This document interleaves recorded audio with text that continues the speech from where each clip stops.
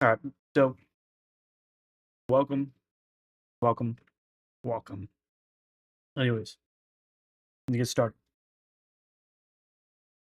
So, one of my first reviews for the game Kingdom. Well, in general, this is one of my first reviews.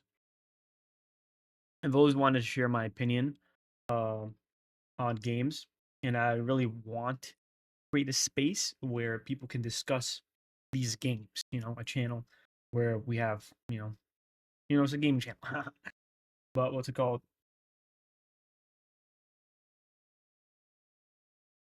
Going into this video for this game, Kingdom Come Deliverance 2, I assume everyone has played the first game, so I'm going to go into spoilers for the first game.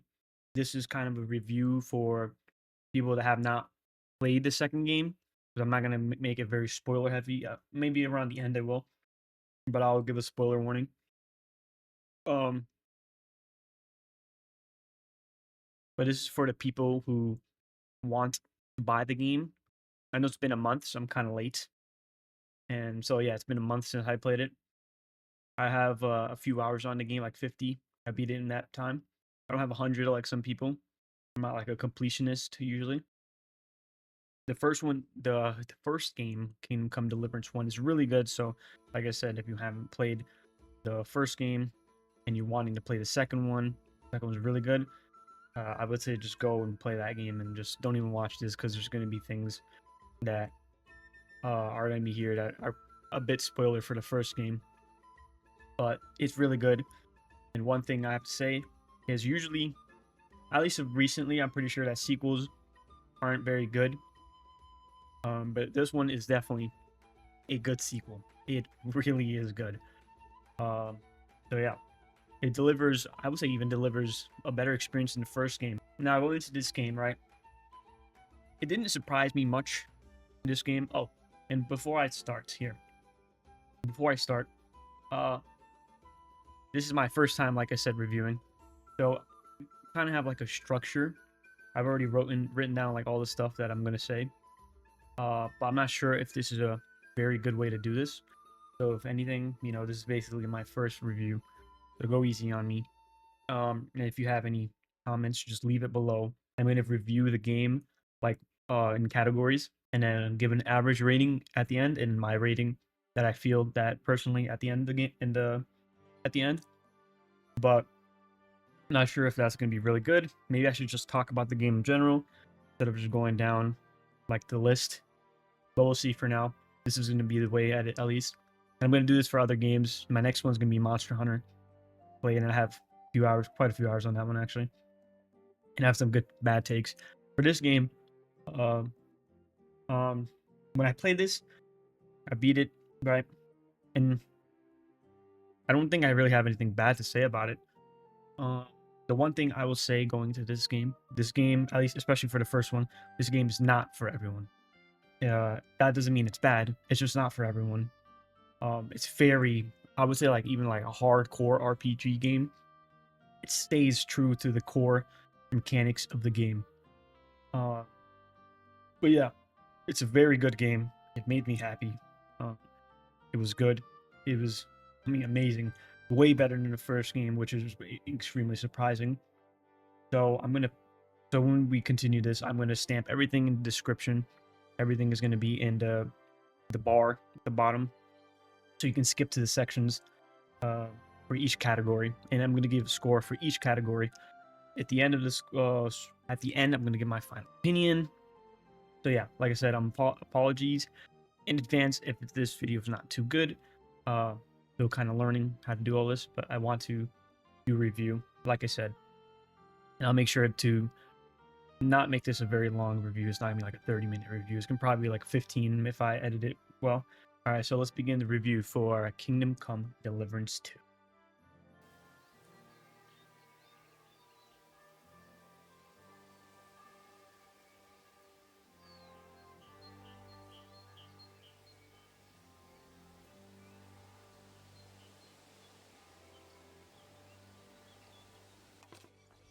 The game is well written and does a great job of continuing the story from the first game.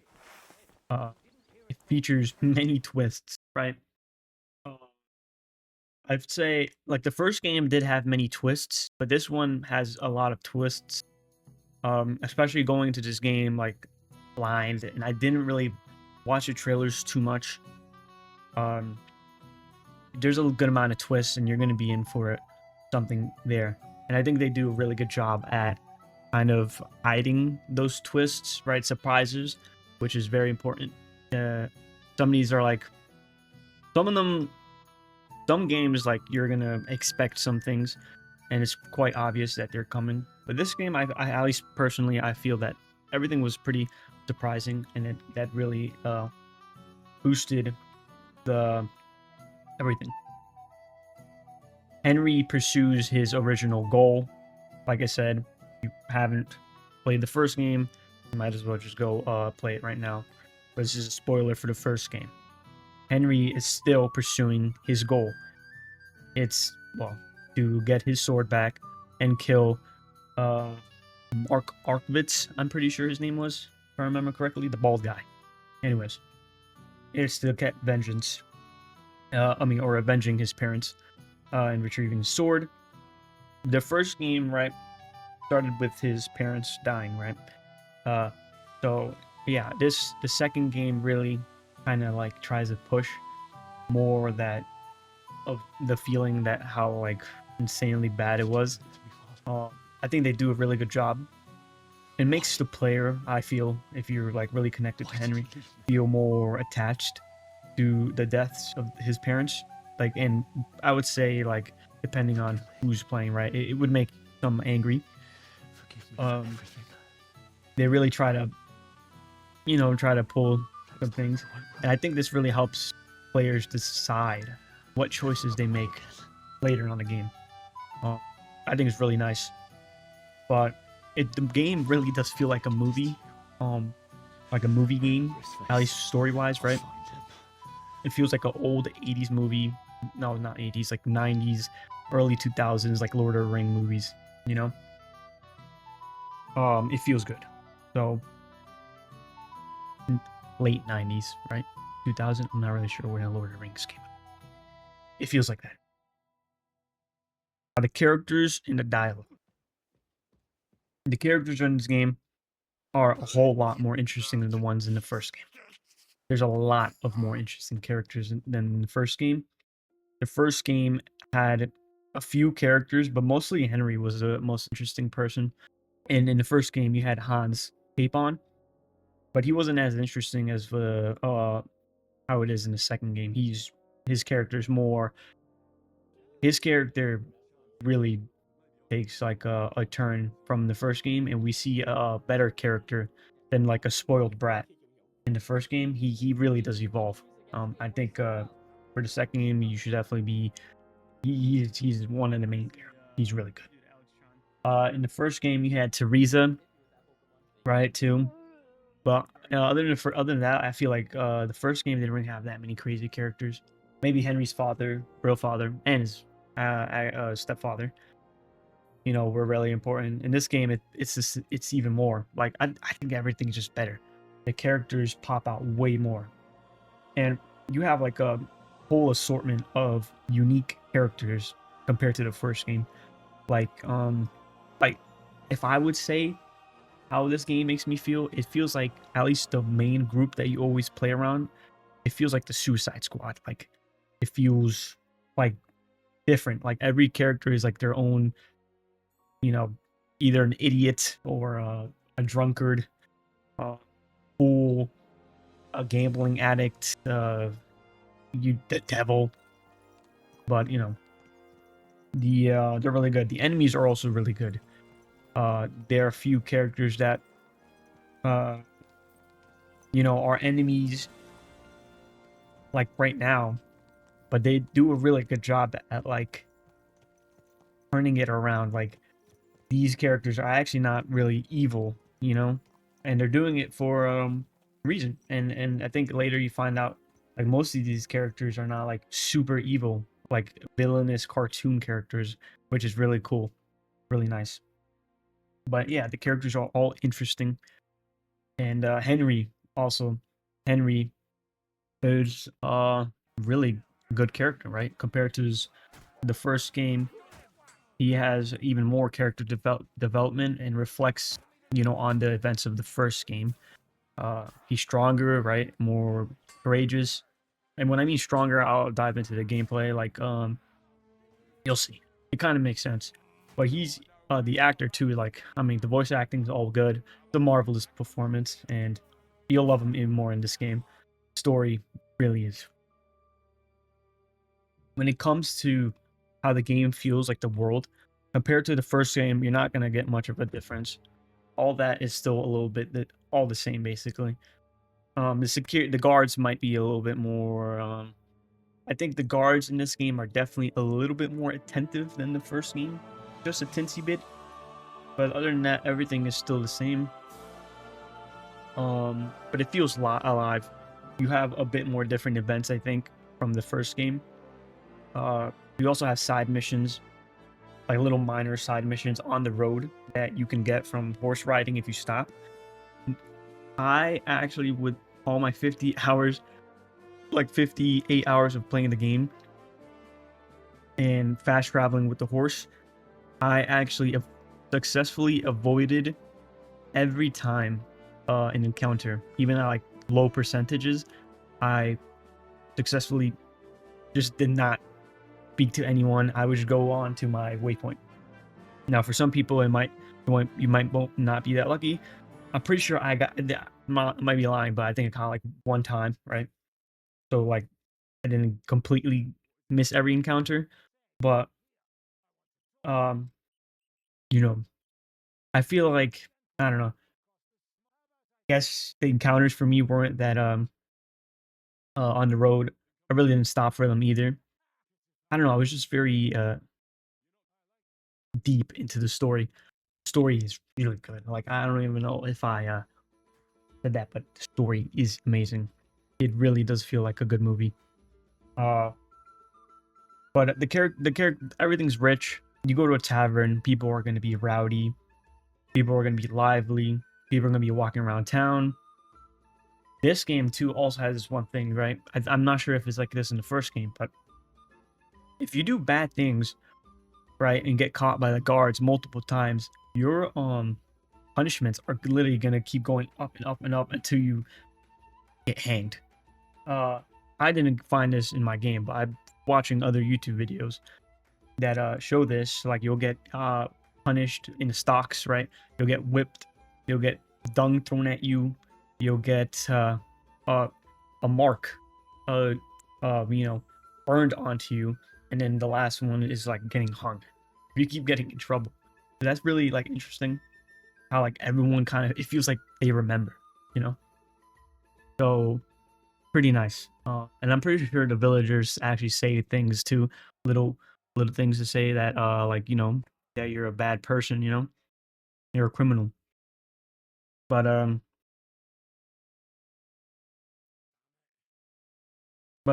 both games share essentially the same world and atmosphere. I would say definitely this game is, of course, a bit more livelier. Things feel more alive, but you're not gonna get like anything else more crazy. But there isn't like anything bad, I would say, from compared from the first game. It's pretty nice.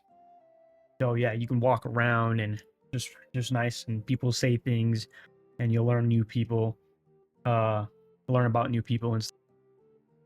Or this is the last thing, but yeah. And now when it comes to choice, right? Choice. RPGs, I feel like that's very important. Choice matters. In this game, there are a few choices that are impactful for the ending of the game. There's a good and bad ending. And whatever you choose, of course, is going to affect the end game. It's almost like an example would be like Red Dead Redemption 2. If you're good, you're going to get the good ending. If you get bad, you're bad, you get a bad ending. I wouldn't say it's like a completely super good or super bad ending, but it's really nice to see at the end of the game when it's like summarized everything. Without spoiling, of course, much. But I think also the choices do affect like some little small minor talks, you know. And obviously there's different choices you could do in side missions and main quests that affect who's alive or not. Not for like the main characters, I would say, but for like some minor characters, and that's cool to see. But like when it comes to choices, like you're not gonna get like a Telltale game here. You can speak all the dialogue you want, and usually, you know, there's like stats barriers to entry and stuff. It's not like a Telltale game, but it's good. It's a good choice game, but don't think like it's like a Telltale game. And like in general, like just do what you want. Like I said, I'm just saying there's a good and bad ending. Just noting, just like the last game had like a continuation, didn't really have that. So yeah, but overall for story and world building, right? Overall, I think the developers at Warhorse Studio did a really good job. And overall, I think I give it a 9. The story is enjoyable.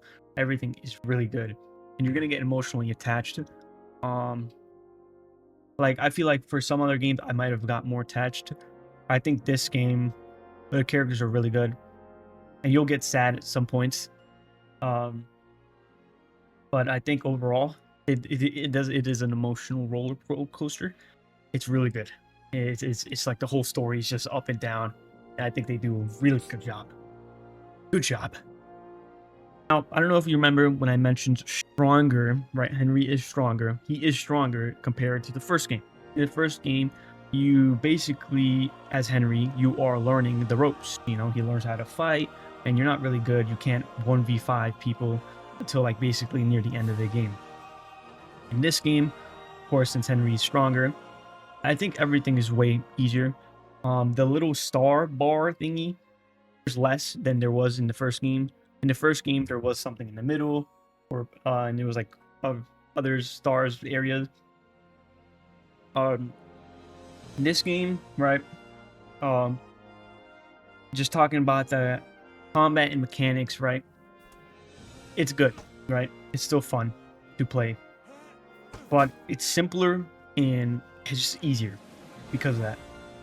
So it's not as challenging as the first game. And it makes sense, like I said, because Henry is stronger. He's more experienced now. He's been in like quite a few battles, wars even. And there is one skill that is kind of broken, I'm not gonna lie, and it's Master Strike. The game is way too easy with Master Strike. There's no point in using an axe or a war pick or a mace or any of that. Or just use a great sword and just Master Strike. It is quite easy. You can literally beat the whole game like that, and you can verse hordes of enemies usually with Master Strike. Sometimes you are gonna die. I've died a few times. I'm not saying I didn't die, but like compared to the first game, it is way easier. It's a breeze, and with the longsword, you just spam Master Strike, get the strongest longsword you find, and you just like go through the whole game. Nothing wrong with that, right? I like hard games, but also like this game had a good enough story where it was fine. And I'm not saying the combat was boring at all. It was pretty fun. Like it felt real. Like you felt like very immersive. Now, of course, like the core game loop you're getting, this is an RPG, an action game. It's an adventure game, first person, and the game sticks true to all those. You'll like once you play the game a bit, you'll feel that it really does. You're either fighting one-on-one or in a large-scale battle, or riding a horse, or wooing the lassies, hunting, thievery. It's all there. It's an RPG, and it takes place in the 15th century, medieval Europe. So it's really fun. It stays true to all of that. Like really good. And if you're a medieval Europe, just in general, just medieval knights person, you're gonna love this game. In general, if you're an RPG fan like I am, I love all RPGs. This game is really good. But like I said, not for everyone. It is not like there's no magic, there's nothing. It's really to the ground. but it's really good. Come on, there's gotta be more. Now for the progression system, I didn't find anything wrong with the progression system. I think it was nice. Um, the leveling felt consistent, um, and it felt like nothing too fast and it wasn't too slow. But it's similar to the first game. You just do whatever you're doing, right? You just do more of it and you'll level it. Like fighting or archery or thievery, pickpocketing, lock picking. That all falls under that. Horse riding, mutt, um, dog training. Or like when I played this story, right? I played only like 50 hours, right? Mostly I did theater with some side missions. I didn't do everything. I did explore. But I played the story mostly. And just playing mostly the story, you'll get everything, like at least warfare maxed out. You'll get like all your combat stuff maxed out. Your general stuff maxed out, most of it. So there's no problem in that. I think there's one problem in the game. And when it's cut, I mean, it's not really a problem, but it's annoying. Lock picking, especially from like compared to the first game. At the start of this game, lock picking is definitely more. It has a higher barrier. There's a lot of medium, very hard chests and hard chests at the start of the game, like even like nearing everywhere. And to train it, you have to do this mission for the specific guy, and you get to practice on a chest, and he sends you on a mission, and it's a good way to train your lock picking. But the game doesn't have that many easy chests or very easy ones. It has a few, of course. I'm not saying there isn't, but there isn't many. So training your lock picking, it's really a hassle because you do have to look out for other things.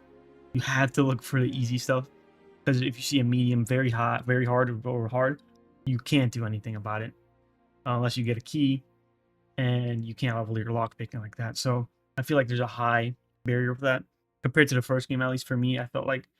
But yeah, just note that you have to really look out for very easy chests. I would say every time you see one, just open it. And even pickpocketing to leveling.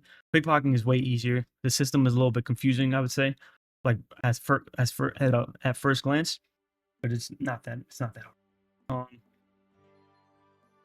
I think overall, right, the gameplay mechanics is a solid 8. I'm giving it an 8. It's good. I did not get tired of the combat at the end of the game. It's not like about like the core combat, right? The core mechanics. It does get like kind of boring, just master striking all the time, I would say it. But the battles were just so cool. Just being in there in warfare and just story, just improving everything. It was fine. I did, like, at least in 50 hours, I did not get bored. And I don't think many people will. Now, when it comes to graphics, let's start with fidelity, right? Visually, I'm not gonna lie, this game is beautiful. The lighting, the models, it's all beautiful. Everything is extremely polished. There are a few minor things that I've noticed. So I mean, I'll go over that later, a little bit later.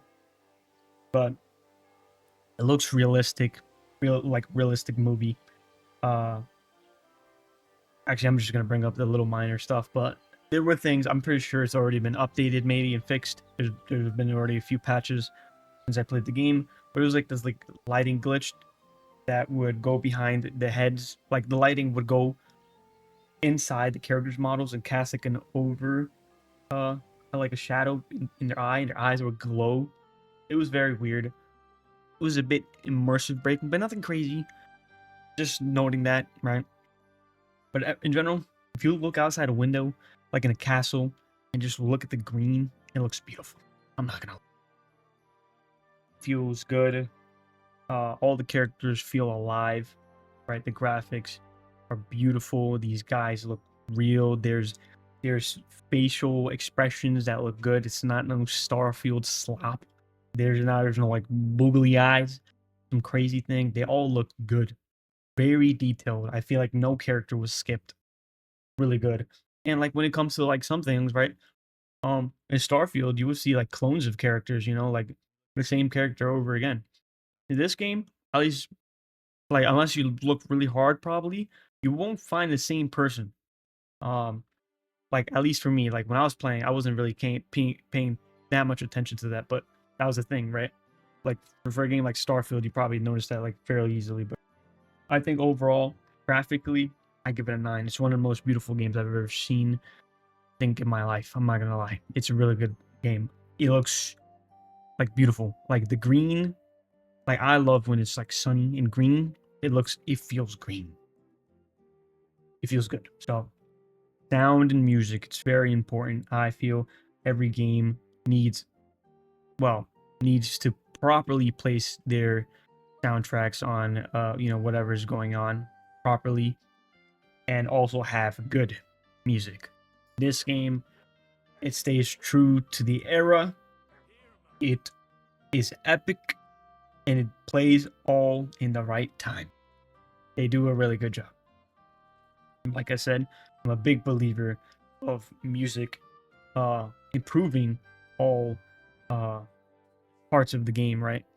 Whatever situation, I believe music really brings out that even further than it is whatever's being shown. Um, there's silly music, there's grand battle music, sad music. It has it all. Does a really good job. They do a really good job fitting it all. Like I said, and like some games they fit those music areas, but it's fairly generic music. They did a really good job. The voice acting is really good too. I give the sound a 10. I don't think I'm gonna like the music is good. Everything's good about it. Optimization, like I can't believe this has to be a category, right? Every game should be optimized, but I'm not gonna go too crazy. The game is optimized. I have 4080, right? Intel 12900. I haven't upgraded my PC in like years. Let's say in a few years. It runs well. It runs really well. Everything at maxed. I don't think I had ray tracing on. I think I did actually. Actually, I did. Yeah. And the game was running at 80 to 100 and like 40 FPS around there. 80 to 140 depends on the situation and what was happening, but that's really good. From everything maxed out, that was amazing. Of course, it's not like a FPS game. Realistically, you only need like 60 to 120 FPS. So, but like that's still surprising. Still can't believe that I have to talk about this, but like the game is optimized. It is well baked. It could be better, of course. Any game could be like super better, but it is really good for what it is. They did not underbake it. It's baked, cooked properly. Good job on them. Good job on Warhorse Studio. Like I said, there's only a few bugs. I've seen only a few bugs. Like I said, the visual lighting, the lighting going over characters' models' heads. But other than that, I didn't see much glitches from when I was playing. I think that's good. Of course, like even it just if there's no glitches, like barely any. Obviously, if you look for some, you probably get some. But now, like I said, I beat the game in 50 hours, 50-ish hours, right? And like I said, I did explore, not as much as like some other people. There are some things like I did not explore some areas. I did do side missions. I did a few. I didn't say all of them, right? I'm not a completionist, but you're gonna easily get like over 100 hours in this game if you do everything in a good pace. I had school, so I wanted to really beat the story, beat the game, and enjoy it, right? Like I didn't beat it that fast, right? 50 hours. I think that's a good amount of hours. You're getting, if you just play the story, you're getting like 40 to 55 hours from that. That's pretty good. It doesn't feel like it's getting dragged along at any time, so it's really good. Now, when it comes to side content and end game, right? I said, side content, there's a good amount. But you're not gonna get some side like quests or kind of like, all right. There are some other ones that do connect to the main story, right? Like, for example, like the romance ones, or for like some main characters there, in the story. You're gonna get side missions from them, and it's really nice because they do kind of like have different relationship with you later. And they actually do show that or speak about it. But other than that, all the other side missions, like I've seen a few ones that are pretty cool and unique. Uh, but there's a good amount that are kind of generic. Um, but nothing wrong with that. I said, it's good for XP farming, like progression or getting money, and it feels real, like generic real. Like so, nothing wrong with that. But when it comes to end game, once you beat the end, right? Uh, I didn't feel an incentive to do any of the side missions. I'm not gonna lie. I kind of just stopped playing, and I'm just you at the end of the game basically just prepare for this DLCs that come out later. There's like 4 coming out. But I would say there is a good amount of stuff you could do, like actually quite a lot. And they're adding stuff. I'm pretty sure like horse racing too. I'm not sure if that's in the game yet, but I did believe. I'll probably stop. But anyways, it's really good, and replayability, right, and content value. You're getting your money's worth. You're getting your full $60. I'm pretty sure $60. I paid $60 for the game. You're getting your worth out of it. I'm not gonna lie. Nothing wrong with that. Replayability wise, right, like in content value, I'm giving it a 7. Not that it's not worth buying, but the game, at least in my opinion, doesn't have much replayability. Maybe in the ending, you can get the bad ending and see how it is. But other than that, like the choices, the characters you romance or whatever, or something like that, you can romance every character. They're not going to. It's not going to be like they're gonna all find out and like but punish you. You're gonna get you could do everything basically. But like maybe you could try a different weapon run. But I think, or just play the game differently. Just do it like stealthily. You could, I think, like most of it. But or maybe do like a no killing. That would be kind of hard. But I think overall, give it a 7. Now my final verdict is definitely worth the price, like I said. And if you played the first game, you're gonna love this game even more. It's worth the full price, honestly, and it's definitely a game of the year contender. Especially in a stacked year, 2025. This is a really good game, and it's really like it's just optimized. It's everything. It's good story wise, and this game is not for everyone. Like I said, I think I've already said it like 3 times, but if you give it a try, I think you will fall in love with this game, especially like just in general franchise. Now, this game is really good. I mean, like overall, I think the average rating would be like around an 8.5 from the scores I gave them. But like my overall score, I'm giving this game like a 9. I think an 8.5 or 9 around there. I think it depends. I would say like an 8.5, maybe 8.7. Let's just do 8.7. That's not a bad score. That's really good, actually. It's one of my favorite games, and yeah, it's really good. It's worth it. Like the one con, right? I said the lock picking is really annoying because it does have a little shake, and it makes everything impossible. I don't like the lock picking system compared to the first game, because the shaking is kind of uncontrollable. I'm not gonna lie, I downloaded a mod to kind of get rid of that. But that's my con. I don't like the lock picking that much. And in general, like leveling up a thievery is a bit annoying. But overall, the game is really good. I don't feel like it's not gonna deduct any points from my score, the thievery and all that stuff. But as a final score, 8.7. Really good game and worth the full price. Really good job on Warhorse, and that's it. That's all I have to say.